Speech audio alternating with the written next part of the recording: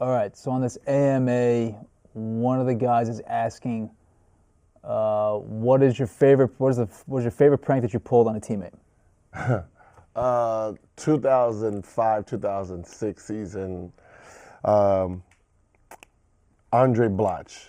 Okay. So with the Wizards, we're talking tormented about. him? I was with the Wizards. It wasn't a torment. It was just, and I was a king dickhead then. So I decided, King Dick. I decided that I was gonna do something to his jersey. Okay. So his name Blatche is spelled Blatche, right? So what I did was I took the L, I cut the L part out and just made it an I. Covered the A, covered the E, so it's spelled Bitch. So he was about to walk out there with bitch on the back.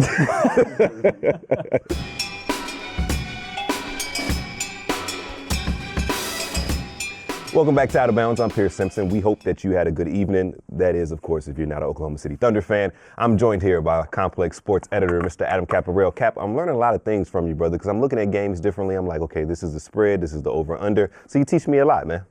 If you had the over in the Jazz Thunder game tonight, thank Mr. Arenas for hitting that three, because that was a very significant three-pointer at the end of the game. Shout out to Mr. Arenas knocking down that impressive three last night. Joined here by Complex, not even Complex, NBA. You're trying to give me your job. No, thank you. No, thank you. You're on a fixed income. I'm good. Jesus. Yo, I just got roasted just now by Mr. Gilbert Arenas. Jesus Christ, that was impressive. The roast was impressive. My man said fixed income. What is it, Social Security?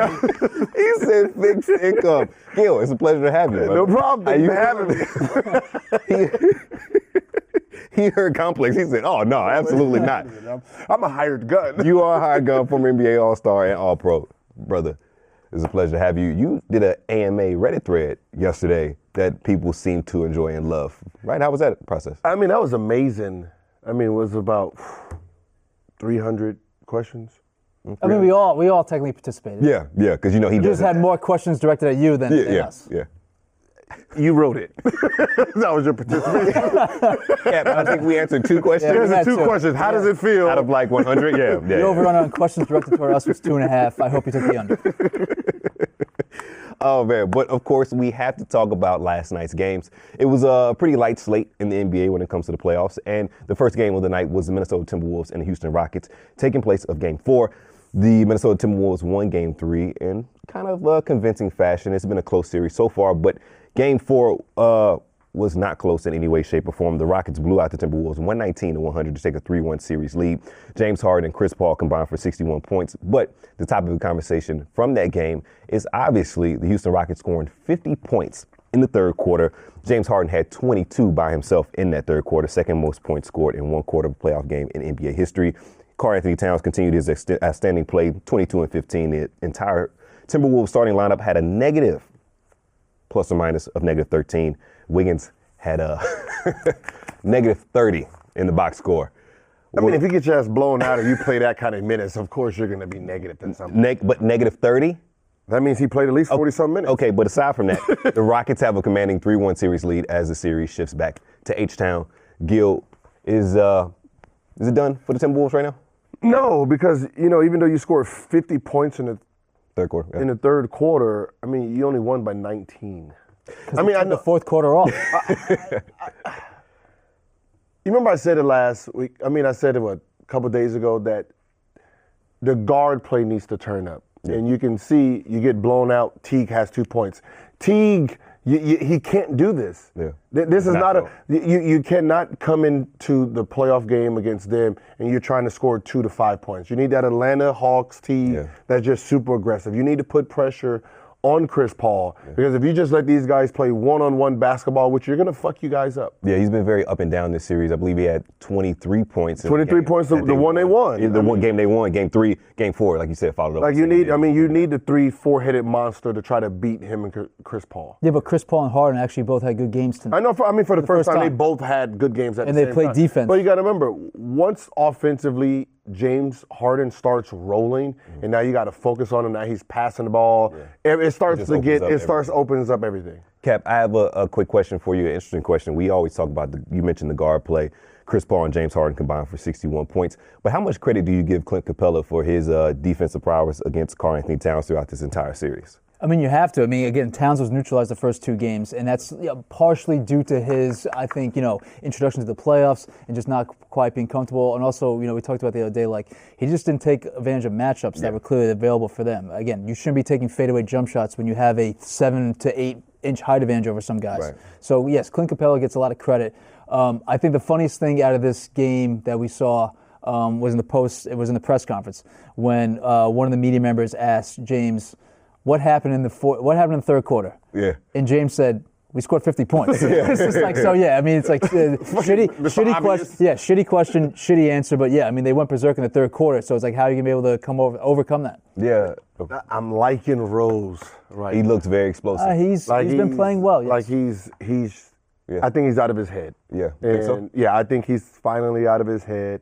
He's seeing the results, He had 17 and 32 minutes. And yeah, again. Why do you think it took such a long time for him to come back? Because I believe it's been 6 years since they. Yeah, imagine working out, training all in the summer, and then your first couple games you're back injured. Now you got to spend a whole 6, 7 months, 8 months, 9 months. Yeah. It's a mental hell. To go back to that game 1, game 2 again, you get hurt. I mean, it takes a toll on you. But why are you sold on this being any different than what we've seen in the past? Because again, you got to remember, as a Knicks fan, saw this 2 years ago with D-Rose showing you glimpses of. And then what ends up happening? What happened? He got injured. He tweaked something, and then he's back at square one again. He's mentally fucked again. Yeah. Right now he's having success, and it shows from the confidence. Yeah, I know, but just that he's coming in there. You can see his speed. Like, you can see his speed. Oh yeah. And that's the most important thing, that you can see that he has fucking speed. So the knee injuries has not slowed his speed down. No. Maybe his jumping ability, yeah, but as long as Derrick Rose has his speed, like when I got hurt, it took my speed away. Yeah. He still is explosive going to the basket. I know, and that's all he needs. But again, it's like you wait for the other shoe to drop at some point with Derrick Rose because the track rate, is just terrible. But that's what I said. With my injury, it took speed away. But his, it hasn't. It hasn't. Like he lucked out in that. Yeah, so the fact that these injuries haven't took away his actual ability to run fast, he can still run by anybody, and that is amazing still. Yeah, that was pretty impressive. So going into the summer, he can get out of the playoff series. Going to the summer, you're already writing off the Timberwolves. You see how he's going doing? To the summer with the confidence, I feel good for him. They'll be in their summer shortly. Yeah, you're saying another team that could be in their summer shortly that could have a ton of ramifications is Oklahoma City Thunder, as they fell once again to the Utah Jazz, 113-96. The Jazz take a commanding 3-1 series lead as the series heads back to Oklahoma City. Donovan Mitchell dropped 33 points, 7 rebounds, 4 assists, and Joe Ingles, who continues to be a thorn in the side of Paul George. He went off, even though Paul George had 32, 6, and 2. Thorn, what kind of thorn? A thorn. I mean, it was obviously a very, very testy game. Jay Crowder got ejected. Joe Ingles, who had an impressive game, got a technical for just being in Paul George's face and just being an irritant throughout the entire game. Mind you, after game 3, Russ said that he would shut all that shit down when it comes to Ricky Rubio's success and the triple-double that he had and the continued success that he had from the three-point line. Russ had 23 points, 14 rebounds, 3 assists, and 5 turnovers in their loss. Did Russell Westbrook have to eat his words despite Ricky Rubio having a pretty solid game of like 12 points and depends on how you want to define it. If you want to go plus minuses, Rubio was plus 22, Russell's minus 14. Minus 14. So I mean, it looks bad numbers wise. Yeah. I mean, he's eating his words against a guy who's not supposed to be scoring. Right. So the fact that he has to focus on him, Rubio did exactly what I would have done to Russ, knowing that you're supposed to shut me the fuck down. That means you're going to be super aggressive. And defensively. All I have to do is get a couple fouls on you, and that fucks up your offense, and it actually did. And the fact that 4 first half fouls. Yeah, the fact that he had two fouls in the first quarter, 2 fouls, and by halftime. And if you looked at it, the game was close until Russell went out of the game. Yep. When Russell went out of the game, it kind of shifted everything. And then now Paul George is taking dumb shots.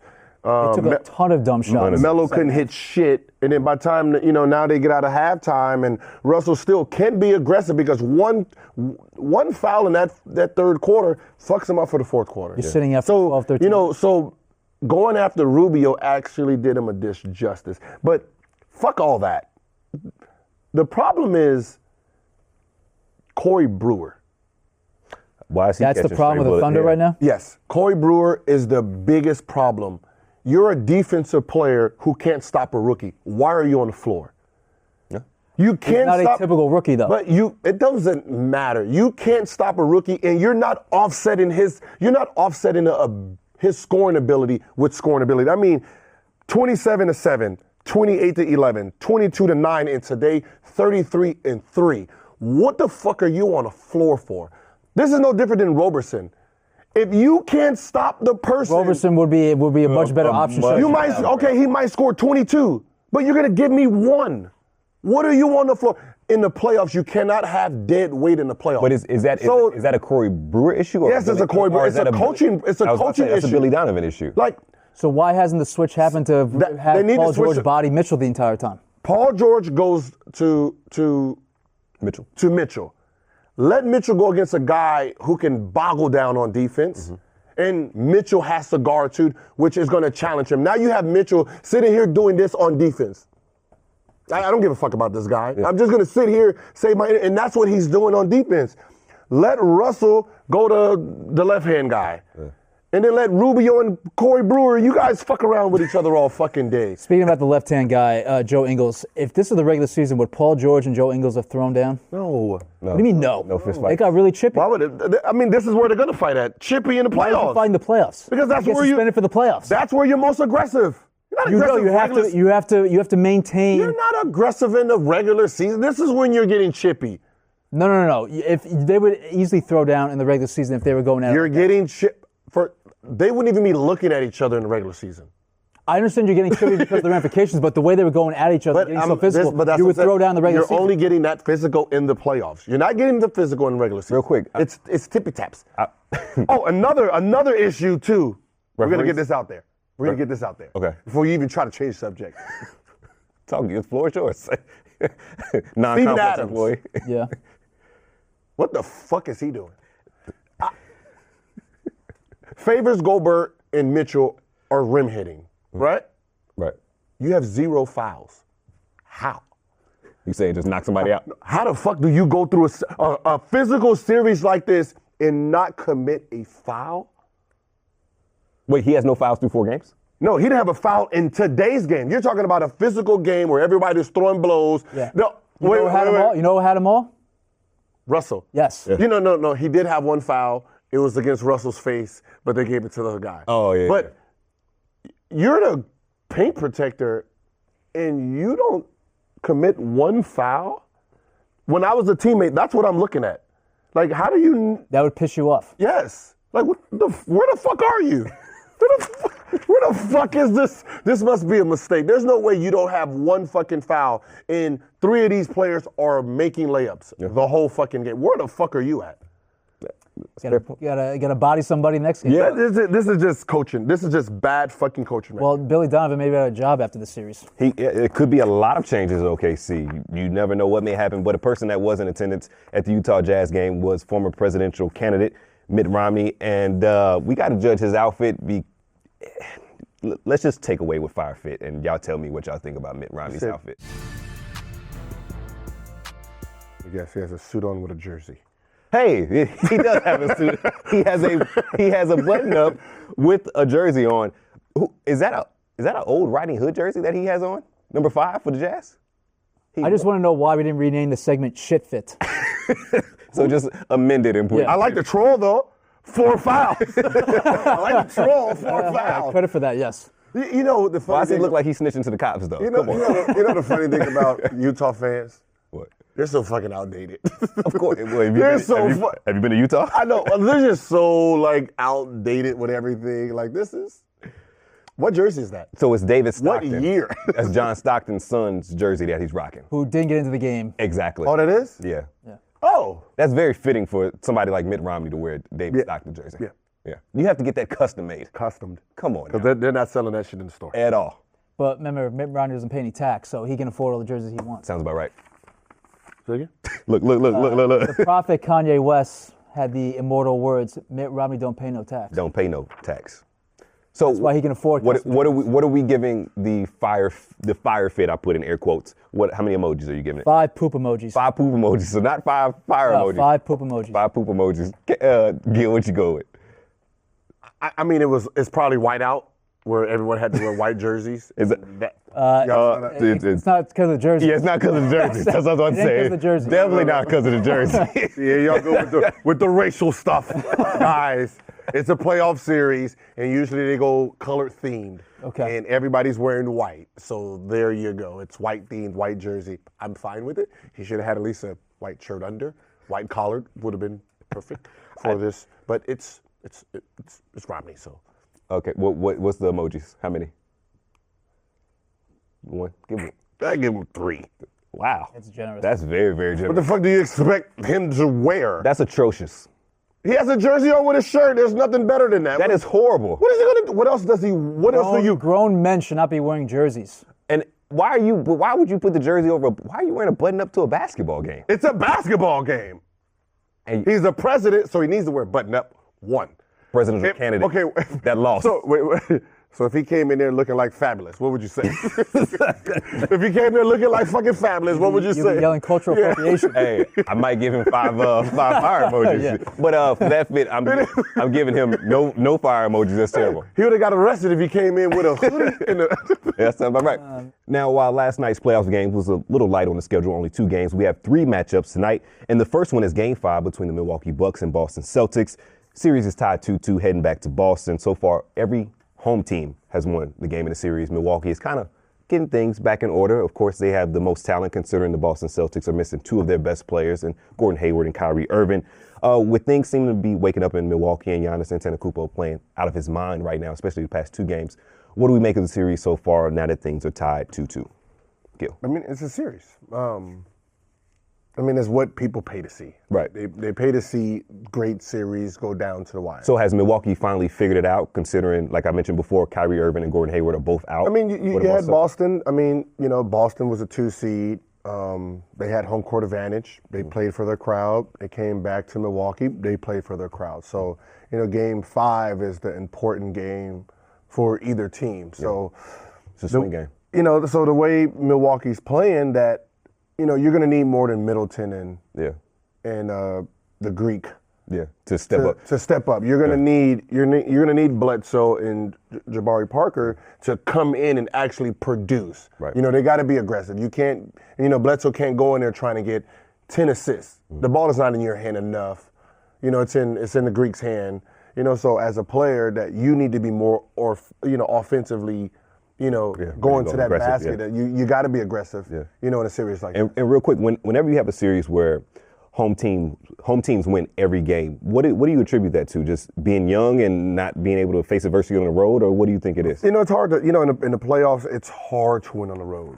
What makes it so it's difficult? hard. I remember Chicago. We were the better team, but winning in Chicago that first 2 games was not happening. Right. The crowd is loud. I mean, you're feeding off your home crowd. It's not like a regular season game. So, they're booing from beginning to the end. You can barely hear half your plays. So, the home crowd has the advantage. Of course. Cap, what do you think of the series so far, being tied 2-2, heading back to Boston? Yeah. I mean, like you said yesterday, I'm not that intrigued by this series. Like every home team has won. Yes, there's been some dramatic finishes, but is there any reason to believe that the Celtics won't take care of business back at home? And Jaylen Brown, who's been balling out, will do the same thing, and we'll go back to Milwaukee with the Celtics have a 1-game advantage, and then go back to Boston for Game 7. So it's like whatever. See, a part of me feels like this is the Giannis game where he just kind of puts the team on his back. It'd be nice. I mean, nuts. to get a signature win and really stamp your rival. That'd be great, but I'm not expecting it. I mean, it's so funny. Brown has actually. You remember I made fun of him. Jaylen Brown. Yeah. Since then, since the All-Star snub in his mind, he's been playing like one. So you get the credit. That's what I was about to say. I'm giving him the credit. The credit before, hell no. The credit now, yes. But are you saying that because of your slander, you have something to do with him? I probably don't have nothing to do with it. I'm pretty sure that just the backlash, a little bit, people laughing at him, and the fact that he probably thought he was an all-star, and I think that's fueled him to play better, and he's actually has. Okay, that's a fair point. I mean, things are getting intriguing with Gordon Hayward coming back because now you have a log jam on the wing position. Hopefully this next series we'll talk about, Cap will be interested in because the Philadelphia 76ers are heading back to Philly with a 3-1 lead over the Miami Heat. In Game 2, 36-year-old Dwayne Wade gave the Miami Heat their only victory in the series so far, scoring 28 points, 11 for 16 shooting, 7 rebounds, 3 assists, and 2 steals, all while sunning Kevin Hart in the process. So far, things have not gone well for the Miami Heat. Do you think the Philadelphia 76ers close it out in Game 5 in Philly? I think so. You think so? Yeah. I mean, when Dwayne Wade is your second. So you're saying the savviness of Dwayne Wade can't help the Miami Heat in this game? No, I mean, it's one of those things where you're relying on a guy who you have coming off the bench. Mm-hmm. He's your second best scorer, but you have him coming off the bench. It just says how bad of a scoring, how bad their scoring really is. Yeah. If your 36-year-old bench guy is coming off and he's 5 points below Dragic. Right, yeah. They actually really miss Deion Waiters. They really do. It's like crazy. Exactly. Josh Richardson, who's arguably one of their best defensive players, is suffering from an AC joint sprain when Joel Embiid just went full WrestleMania and just plowed into him in an absurd sequence that happened in Game 4. Cap, Gilbert has his opinion on whether or not the Philadelphia 76ers will seal the deal in Game 5. Do you think that's... I think they closed out, but I'm debating whether or not to nibble on the Heat getting 10 points. Of course. Because I think that... Very on brand. It's a lot of points right now. In a young team closing out the first playoff series, yeah. Maybe a little trepidation here and there. Maybe Dwayne Wade gives you a savvy performance down the stretch that keeps it close. The one thing, though, that gives me pause for throwing anything down on the Heat, I should say, is that they have had their ass kicked in the fourth quarter in this series. I think Philly's outscored them by 42 points over 4 games. But 10 points seems like a lot in this 10 is a lot. I mean, I will take that 10-point. I'm kind of leaning toward But you expect that, for a team that Dwayne Wade is your second option and you do have him coming off the bench shows that your starting 5 is just shit. Yeah. I mean, compared to the Sixers, yeah. Compared to who you're going against, so it's like talent I'm pretty sure your fourth quarters are gonna be struggle when a half court game is in. The talent discrepancy in this series is probably the worst of any of series still going on in the NBA. Even more so than Milwaukee Bucks and Boston Celtics. Yeah. Because at least both of them have people who can put the ball in the basket. But that's what I'm saying. You're relying on a 36-year-old guy you're bringing off the bench, even though it's Dwayne Wade. You're still bringing him off the bench. You're saying he's not good enough to be a starter. He's not good enough to start, even though he came in late. But he's not good enough to be a starter, but he's your second best option. Yeah, I think Vegas wants you to jump on that Sixers bandwagon with those 10 points. And real quick before we move on, I believe the Philadelphia 76ers are a 3 seed in the Eastern Conference. So far, the 1 seed is tied in their series with the Washington Wizards 2-2. The 2 seed, the Boston Celtics, of course, are in the matchup with the Milwaukee Bucks. Philadelphia 76ers the best team in the Eastern Conference right now? No. No matter we what. We already knew they had the easiest road. They have Miami Heat, who has no talent, and then the next team you're playing against is Milwaukee or a non-talented Boston team. So you're walking into the Eastern Conference Finals. Okay. So you're with it. Are you going to beat LeBron them? No. We'll see. I think it's close. Yeah, I think it's much closer than what he's saying. You're not beating LeBron James, a guy who's going to give you 40 anytime he actually wants to. Very true. Anytime he wants to. Okay. So there's not a man on the planet. Okay. What about the rest of that garbage supporting cast? But it doesn't matter. If you're telling me Superman is like Superman, he can burn your ass anytime he decides he wants to. That's where the problem is. Okay. So anytime LeBron gets mad, it's a 40-point game. You're not winning that game. But can you sustain that for 4 games to win the series? If LeBron wants to, yes. When he decided, when Tyronn Lue says, I told LeBron to be aggressive, has there been one time in his career that anyone's actually stopped him from doing it? No. No one can. Fuck no. Yeah, I mean, we saw But again, he can't score every single basket. He can't do But it doesn't matter. If he's that aggressive, your whole team is watching this man. Okay. Now everyone. But you know what? But when he's aggressive and he kicks out to the wing, someone has to hit a shot. But when we seen what a true aggressive LeBron was, 2014, when Kyrie was gone and Kevin Love was gone, and he had to average 39 points. Should have been the MVP. He averaged 39 points in the finals. Yes. That was LeBron James that nobody got to see.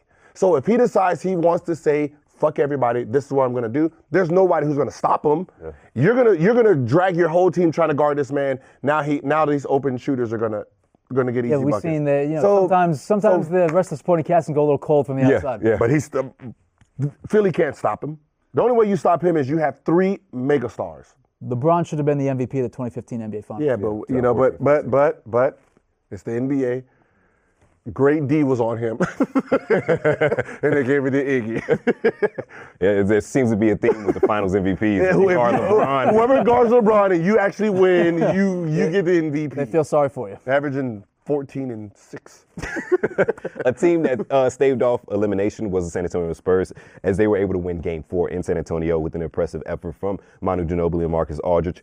LaMarcus posted 22 and 10, and Manu came in clutch with 16 points. Draymond and Klay had awful performances in Game 4. Game 5 will be held in Oakland, which kind of seems to be a ceremonial wrap-up for this series. Gil, do you think the Warriors will end things in Oakland tonight? I do. I mean, I think that they will, but it is Spurs, and they're not gonna roll over easy. Oh, so you're saying it's gonna be a competitive? Yeah, I mean, Spurs is not gonna roll over. They're gonna make you take it. So it's one of those things where anything can happen, but Golden State at home is favored. What do we make of Draymond and Klay shooting under 30%? Klay shooting 25% in Game 4. Do you think that's just an aberration, or do you think that's something that can continue? I mean, Draymond is not a guy who if he had 70%, I mean, you're like, oh shit, Draymond had a good game. But Klay Thompson is Draymond's guy. When he gets that ball and he's driving, he's looking for one person. So how Draymond goes is how Klay goes. Really, so, I never thought of that. But that was the success of that team is. Curry's going to do what he does, and Klay's going to get the ball from Draymond. And that's why Draymond led the team in assists for the last 3 years. Cap, the Warriors, if they win Game 5, are slated to play the New Orleans Pelicans. Do you think they wrap the series up tonight, or do you think they encounter another hiccup like they did in Game 4? Yes, and they cover the 11-point spread. The game within the game. Give me the Warriors minus 11. 2 quick stats for you. Favorite between these two teams, the Spurs and the Warriors, 9-2 against the spread in their last 11 meetings, and the home team 4-1 against the spread in the last 5. So load the Warriors. Okay. Hey, wrap things up, and we'll see in. But as I said, it's Spurs. I just. Yeah, but did you see the other 3 games? Yeah. Yeah. So lay those 11 points. Okay. Yeah. I did. All right, moving on. One of the Warriors we didn't talk about, Kevin Durant, is in the news cycle because he had some pointed advice to give to Giannis. So in a feel-good ESPN story about how the Bucks are building everything around Giannis and trying to make him the focal point and obviously the franchise player going forward, and how Giannis ideally wants to play his entire career in Milwaukee, Kevin Durant threw some cold water on the Love Fest, advising the Greek Freak to, quote, play for himself. So in the piece that, again, read on ESPN, Giannis says his goal is to be a one franchise star a la Kobe, Tim Duncan, and Dirk. And he said, quote, I just want to be one of those guys that stays for the city, play for the city for 20 years, unquote. Asked about Giannis' comments and the mutual love between him and Bucks fans and how the team is marketing him internationally, become a global brand, Kevin Durant, who obviously infamously left OKC and Russell Westbrook hanging a couple summers ago to go win a ring with the Warriors, said this, quote, what I would say to him, I would tell him to play for himself because he's the one out there putting in the work. He's the one out there getting up in the morning, staying committed to the game. Obviously, the comments about staying put sounds good to the fans in Milwaukee and to the ownership because he cares so much about wanting to please them and play well for them, and I get it, but his career is about him. It's about whatever he wants to do and however he feels is right for him. And what type of basketball does he want to play? He's not going to stay in Milwaukee if he's not having fun playing the game. Giannis can leave in a couple years. He has a few years left in his 4-year, $100 million contract. The extension's up at the end of the 2021 season. If he doesn't force a trade early, which obviously could be on the table.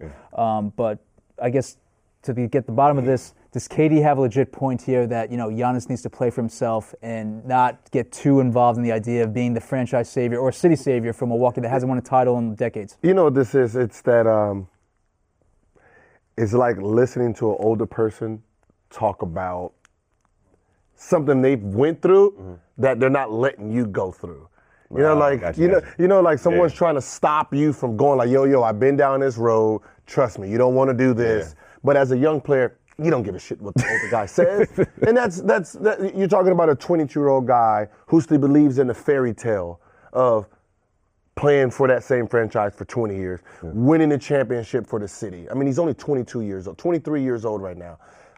So the idea of the same idea Katie had at 25, 23. The same idea that Westbrook had at 23. Same idea that LeBron had at that age. Mm-hmm. Winning the championship, doing all this. That's the fairy tale. You playing them for 20 years, that is what you decide to do. Do they want you for 20 years? Have you ever heard a franchise come out and say, hey, this guy is with us for 20 years? Yeah. I mean, Dirk, but obviously he's taking a lot of pay cuts to stay there. Yeah, but that's what I'm saying. But that was a city that was built around him. Like, well, let me ask you this. These guys are in here about money. Of course. Right? 1,000%. So, yes, why he's 22, yeah, you're our guy. You're our guy at 34, 35 when they need to bring in more young players. Are you still their guy? Yeah. Is the media your guy? Because at 22, you can do whatever the fuck you want to do. You can be the star. You can be the Greek the Freak, international star. At 27, 28, can the Bucks, because that's what lead players to leave. When they start reading, is he good enough to win?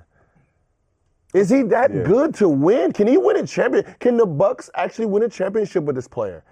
When players started reading that, that's when they're like, well, if my legacy is built off a championship, then I need to go get one because they're not giving it to me here. So inherently, the idea of the super team is players looking and saying, okay, if I need to win a championship, then I have to go team up with these other players. Yeah, because you got to think about it. If you're just reading the media reports all the time. If you're sitting in a city for 8 years doing everything you can possibly do and you're not winning, is it you? Or is it, hey, man, I wanted this person and you gave me this. I wanted steak, you gave me Chef Boyardee.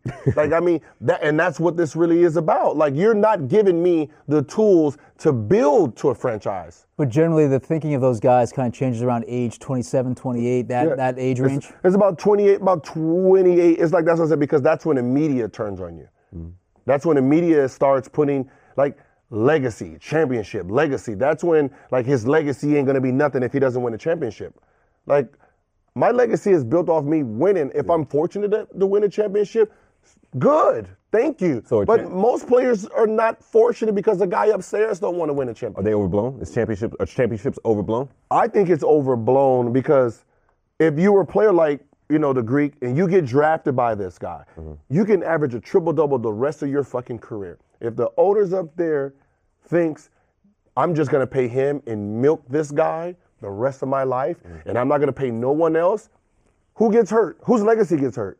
Russ's. Or not Russ's, or just anybody who's playing there. So now you're a player like, I'm getting judged by championships, but this franchise is not into winning championships. So now I got to leave. Now I'm a fucking trader. So obviously now I got to sit around until you trade me. You see what's on my mind, the player that's 28, 29 is obviously going to get those questions about, can you win? Can you do that? And that's why KD left. So has the age of the mercenary player in the NBA kind of been ratcheted down? Like generally the mercenary player, like I guess maybe a decade ago in your heyday would have been like Gary Payton and Karl Malone going to the Lakers.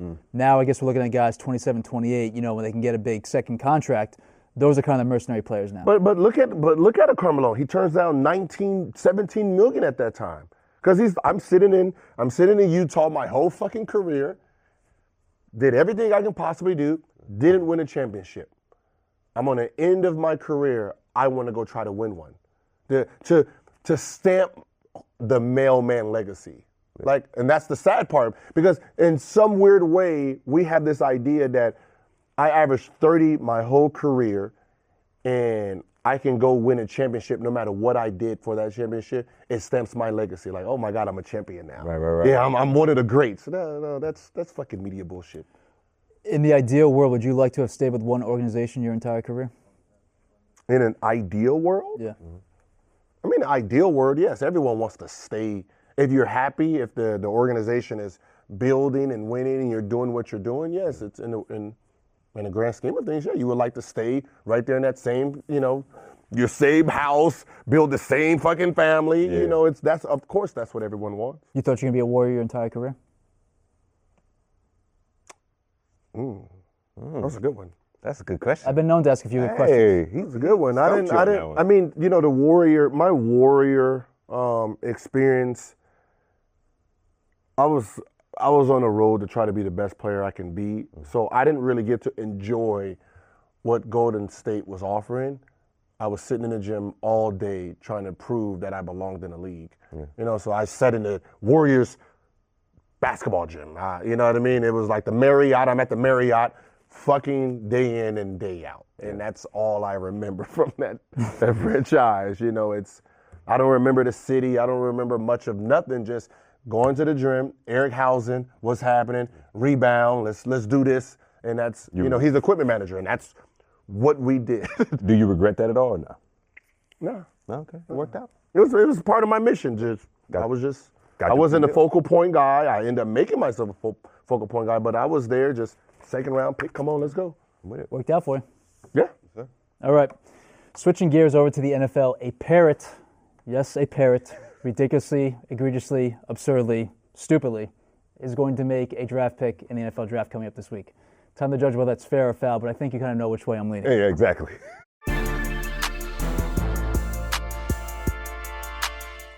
All right, so the Tampa Bay Buccaneers are going to do the shenanigans right here. Now, I'm just getting ready. I'm just getting ready. So the Tampa Bay Bucs are the ones who are going to have a parrot announce one of their draft picks on day 3 of the selections this upcoming NFL draft this weekend. On Monday, the Bucs announced that Zaza, a parrot from the Florida Exotic Bird Sanctuary, will reveal its 4th-round draft pick Saturday from the pirate ship at the team's Raymond James Stadium. The NFL's kind of incorporated some gimmicks here in the last few years. I mean, they do. I think they've had some Make-A-Wish guys make draft picks. Other people associated with the team in some way, shape, or form do that, which is a feel-good thing. But I think having a parrot, this is absurd. Is taken to a new level. So unless the player they're picking is in love with fucking parrot. And how would they know? They would know. And that will be fucking amazing for that guy. But a fucking parrot, you know what? I wouldn't give two shits. Really? If you're the player that's getting drafted? You're not embarrassed by this? Your team is having a parrot make a draft pick? I don't give two. You're calling my name. I just made it to the parrot's calling your name, not the commissioner. I don't give a fuck who calls my name. Is the parrot writing my check? No. Okay. So that means I know it's legit. But how are you able to showcase to your children later in life, like, hey, I got drafted? And they're like, Dad, this ain't the commissioner. This is a parrot. Yeah. You want me to tell you? You're gonna get memed all over the internet for that. You want me to tell you how much I pay attention to draft? 20 minutes ago, I just asked you who did the second round. Oh, and then Adam Silver. So I just found out the guy. Adam Silver used to do it when he wasn't the commissioner. He's a deputy commissioner. So the deputy commissioner of the NBA does it. So I just found out 20 minutes ago that was the guy who called my name in the draft. Yeah. Shows you how much I really give a fuck. Yeah. How'd you find out that you got drafted? You weren't watching TV or?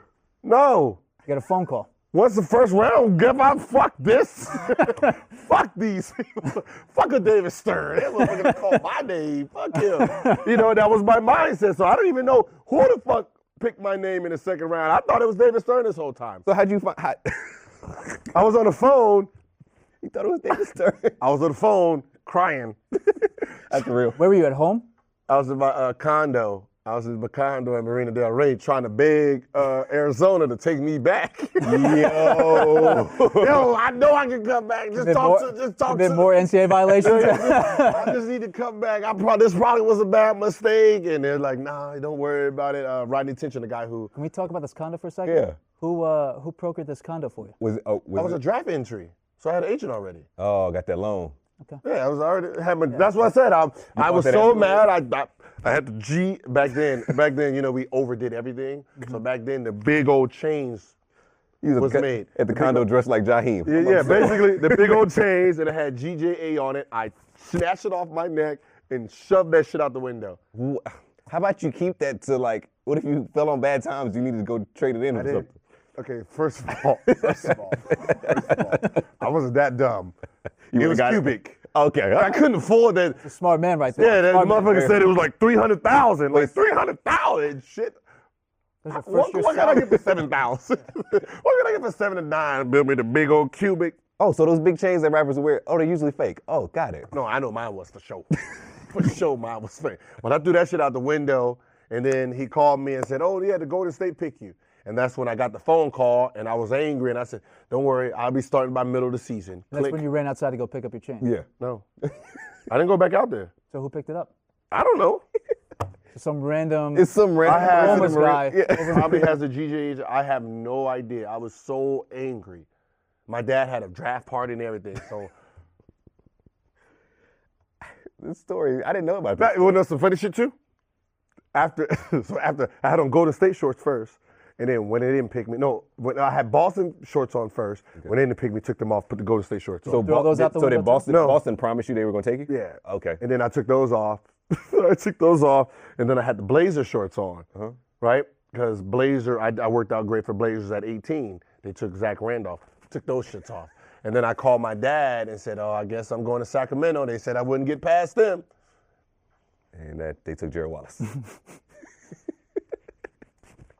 Can we animate this, please?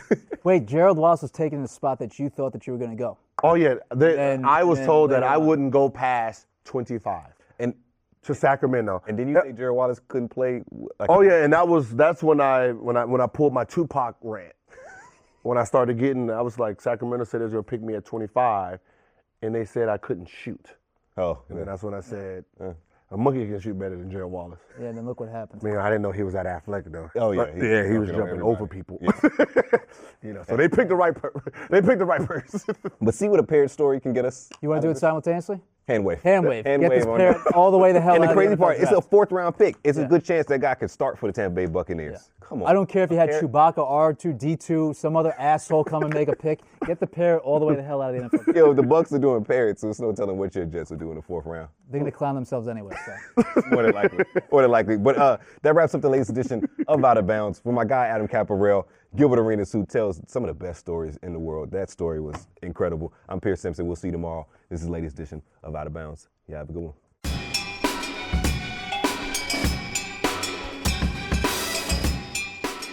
Someone also asked if you ever put shit in Andray Blatche's sneakers.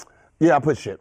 It wasn't my shit. It was dog shit. Okay. And I had a dog. And so I backed it up, went in there, and I put this shit inside his sole, put the sole back on, right? Put the sole back. So he wouldn't know. You are evil. And then I put baby powder on it, and the baby powder kind of Gave it away because he didn't put baby powder on his shoes. So he was like, "What the fuck is this white shit on here?"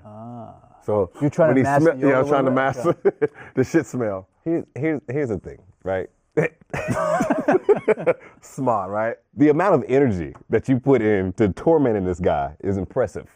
I didn't have shit else to do. Okay, you're talking about we have so much time to fuck around. I didn't go out. I didn't club. Think I about didn't this. drink. You had to watch your dog take a dump. Not watch my dog shit. You had I'm to cleaning up the yard. Okay, And shit. So you had to get the shit, You had to hold on to that for a while. hold on to it, drive to the arena, Yeah. take it out the bag, put it in his shoe, and put the baby powder on top. You use gloves? Come on, Yes. Gil. It's like quick 20 minutes. It's a lot more labor intensive. Exactly. It's much. No, it's dog shit. You grab it. You go to the gym. You put You put shit in my shoe, we fight. it's just a shoe. What are you fighting for?